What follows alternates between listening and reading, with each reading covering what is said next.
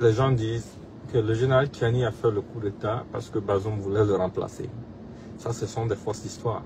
Je vais vous raconter l'histoire, la vraie.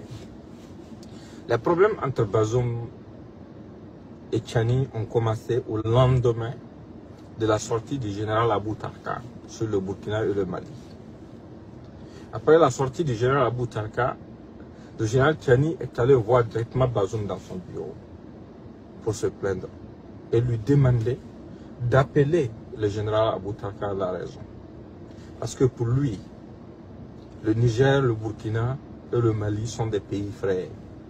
Quelles que soient les divergences, quels que soient les partenaires que nous avons, ce sont des partenaires de circonstances qui vont partir mais qui vont nous laisser ici ensemble. Parce que chacun d'entre nous a une famille de l'un des côtés ou de l'autre côté de la frontière. C'était sa vision. Il avait expliqué ça à Bazoum et Bazoum n'avait rien dit. Quelques jours après, Bazoum lui-même sort avec une interview sur Jeune Afrique, enfoncer le clou. Le général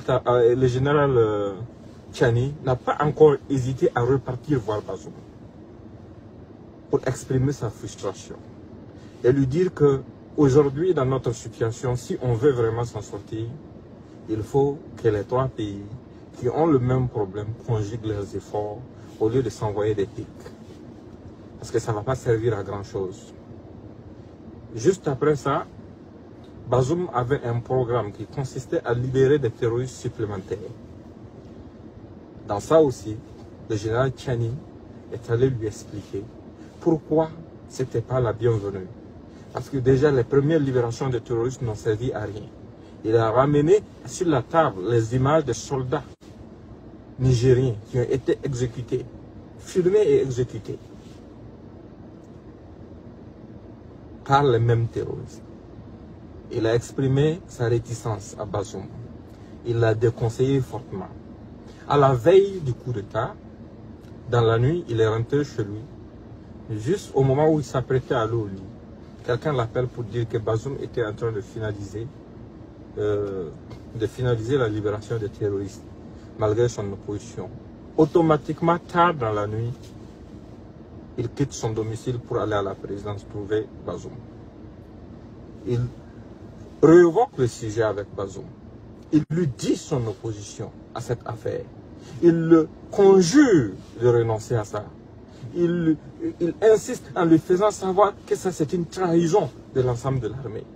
Et que lui actuellement, en étant au service de la présidence, il n'est pas là au service d'un individu. Il est au service des institutions de la République. Il est au service du drapeau. Mais tout celui qui va se permettre de minimiser le sacrifice des soldats nigériens va le trouver en face de lui. Bazoum refusa catégoriquement. C'est là qu'il retourna à ses hommes d'arrêter Bazoum. Et maintenant, après l'arrestation de Bazoum, les gens, pour pouvoir amener les autres factions des forces de défense et de sécurité à ne pas accepter l'approche de Tchiani, ont commencé à approcher certains officiers et sous-officiers pour les faire croire que c'était pour des raisons personnelles que le général Tchiani voulait faire ce coup d'État, afin de motiver d'autres factions de l'armée nigérienne à se soulever contre lui.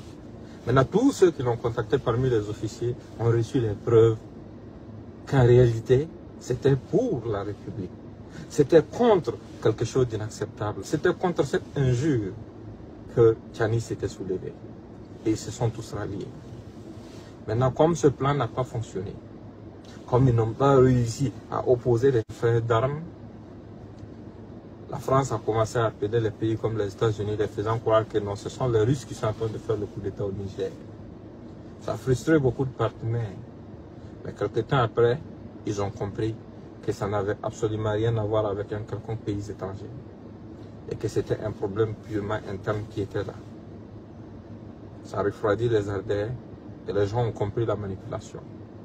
Et à échoué à ce niveau, Macron, qui a des affinités avec le président du Nigeria, l'actuel président du Nigeria, l'a contacté pour utiliser la CEDEAO afin de voir s'ils peuvent faire intervenir une force pour forcer le général Tchani et l'ensemble de l'armée nigérienne à abandonner leur projet.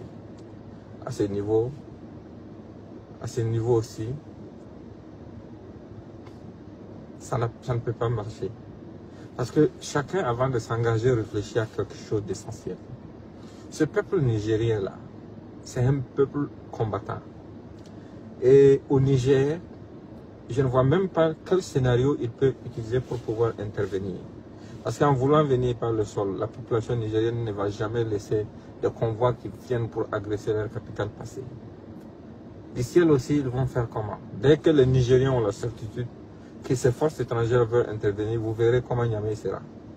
Toute la population va descendre dans la rue, encercler tous les endroits stratégiques. Et ils ne pourront pas atteindre cet objectif. Maintenant que ça, même pour eux, semble impossible, ils ont décidé d'utiliser les sanctions économiques pour asphyxier le peuple nigérien et amener les Nigériens à s'épuiser, à s'essouffler. Ils ne savent pas. Les Nigériens sont habitués. La nature leur a déjà imposé plein de défis auxquels ils ont survécu, auxquels ils continuent de survivre et contre lesquels ils continuent de se battre.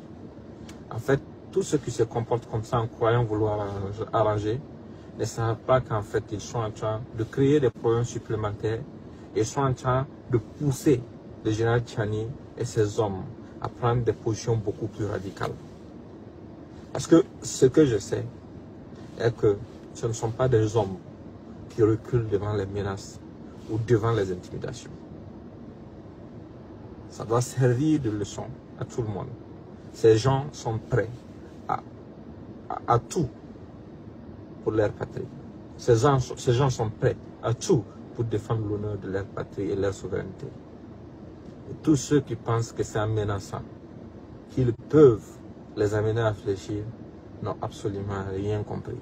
Et ignorent tout de ces gens, ignorent tout de l'histoire du Niger. Portez-vous bien et bonne journée.